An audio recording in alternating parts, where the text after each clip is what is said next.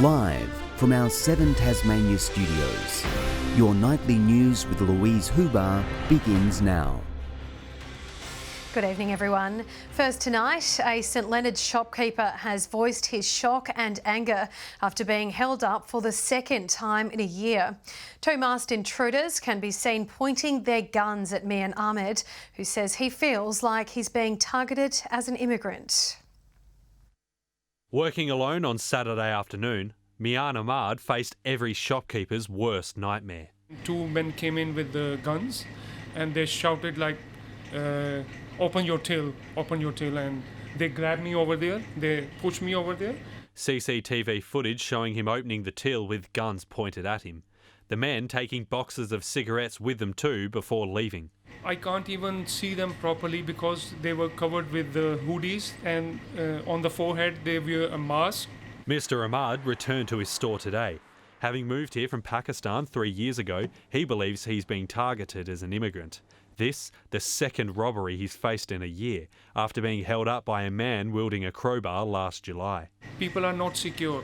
Local business owners are not secure here. You know, when you have a fear, you can't do business properly. He says they want more police in the area to combat the problem. The problem with adding extra police stations is it doesn't mean that you'll get better response because, for example, yesterday, if the police officers in St Leonards weren't working, they would still come from Launceston. They say Mr Ahmad did the right thing by handing over the cash and not trying to fight back. Police are continuing their investigations today, still searching for the stolen white Ford Ute that the men fled the scene in, saying they're relying on information from the public. Police would like to speak with anyone who witnessed the incident or observed a white Ford utility with a canopy and black roof racks in the area at the time. Josh Duggan, 7 Tasmanian News. The state government has announced it will soon roll out 2 state election promises aiming to help Tasmanians find work. From July 1st, those on unemployment benefits will be able to access up to $500 each via the Job Ready Fund, which can be used to pay for training, accreditation or workwear.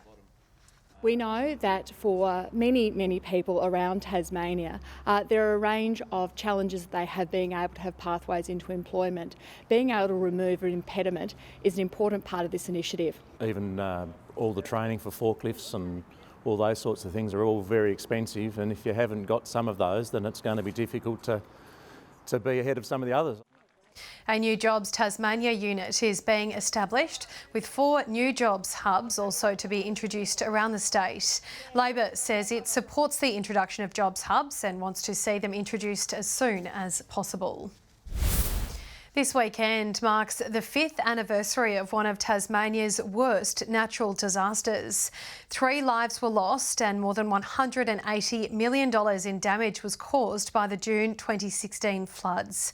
Tonight, we take a look back at the effort and bravery of those who battled the rising waters. Tasmanians knew they were in for a rough night on June 5, 2016. We're expecting more rain, more water. The Bureau is estimating another at least 50 to 100 millimetres of rain tonight. The storm smashed through the state. Emergency services braved the dark waters to save lives, but tragedy couldn't be avoided.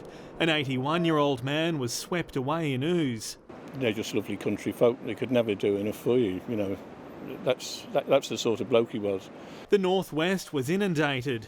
Roads turned to rivers at Latrobe, shops were desperately sandbagged, farms and livestock destroyed, boats washed away. Floodgates snapped shut around Launceston as the murky threat lapped against homes. Drivers were left stranded on highways. Another life was lost at Evandale when a man was taken from his car by the waters. A 3rd life would also be claimed in the northwest. Nowhere was the flood's fury more clear than Cataract Gorge. Submerged and unrecognisable as a frightened city watched on. This flood is unprecedented. Simply, we are seeing what is almost a 1 in 100-year flood. Residents and businesses were left with heartbreaking bills once the water subsided. I just want to cry. Actually, tell you the truth, yeah, I just want to cry. Tanya's home was one of 20 washed out in Latrobe yesterday. Many overwhelmed with gratitude for emergency crews and volunteers who fought to save Latrobe. For what was going on here and the way they got people out and acted, it was fantastic. They couldn't have done a better job.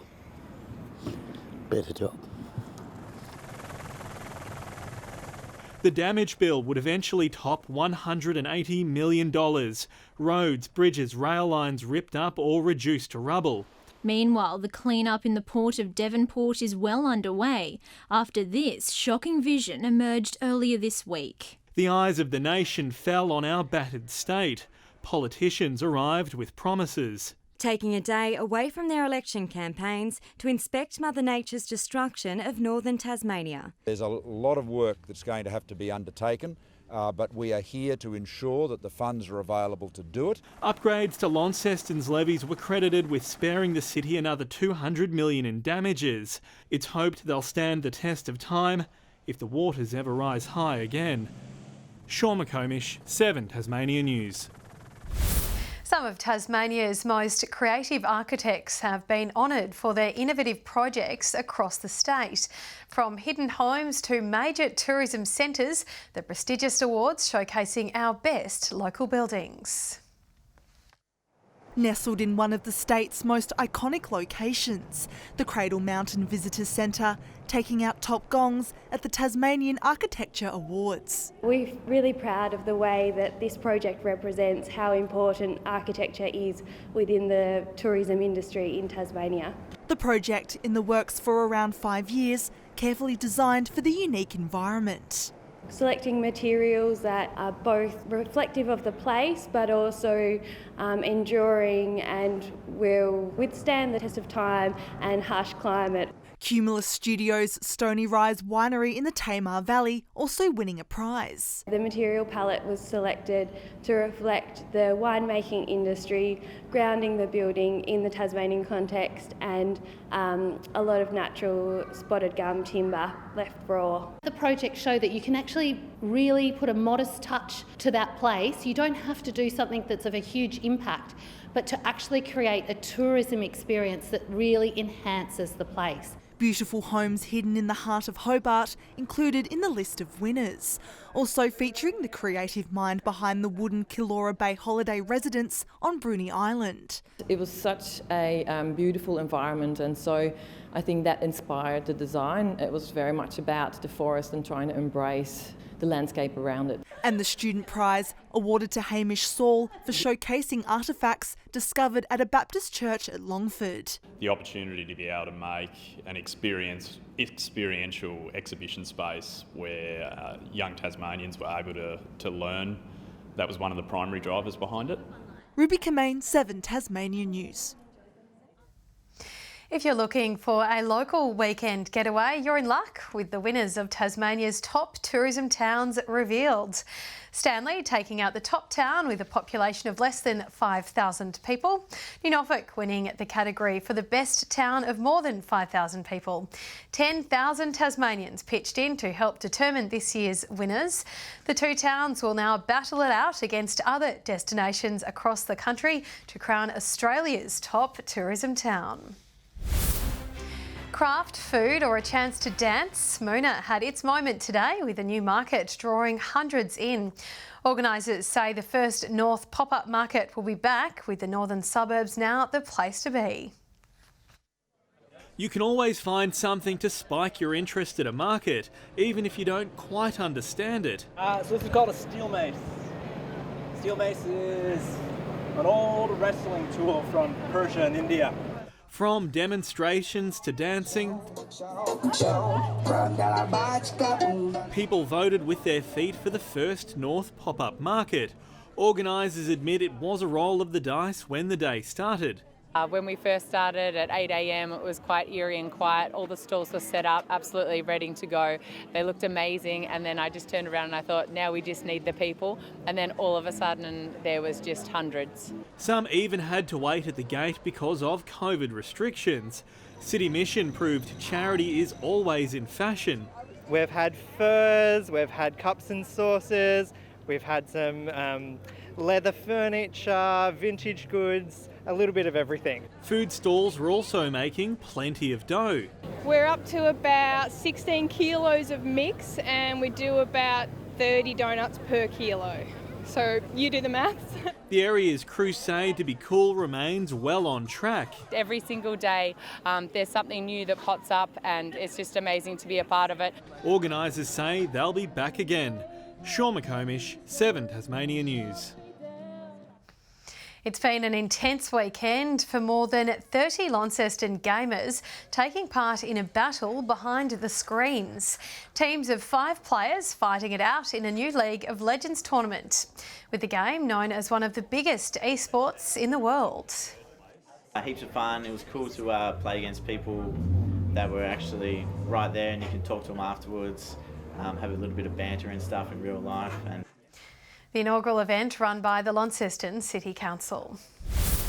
Richie Port has taken the lead at the Criterium de Dauphiné after a second place finish on stage 7. The Tasmanian finished 34 seconds back from winner Mark Payton on the summit finish at La Plan to take the overall lead. With only one stage left, Port leads by 17 seconds. This would be his first time winning the traditional Tour de France warm-up. The Northwest Thunder have rallied from a 14-point second half deficit to win their NBL 1 clash against the Hobart Chargers.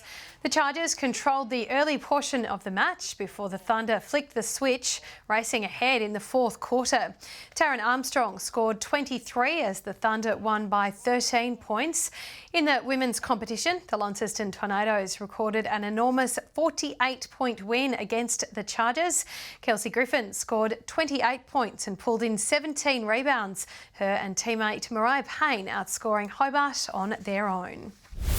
Good evening. 14 at Devonport today and a high of 12 right across Hobart, Launceston and Burnie. 16 was the state's top at King Island, Smithton and Lowhead 14, Strawn 10 and 11 at Ouse. On the close-up shows a frontal cloud band crossing the state.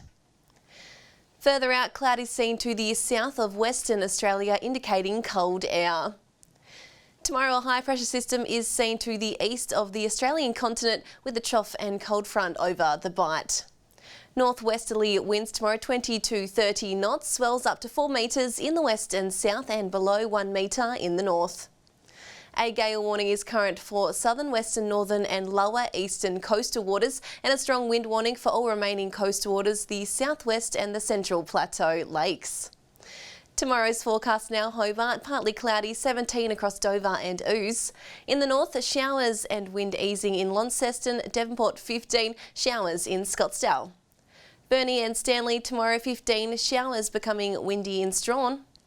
17 across St Helens and Swansea, and showers increasing in Ross.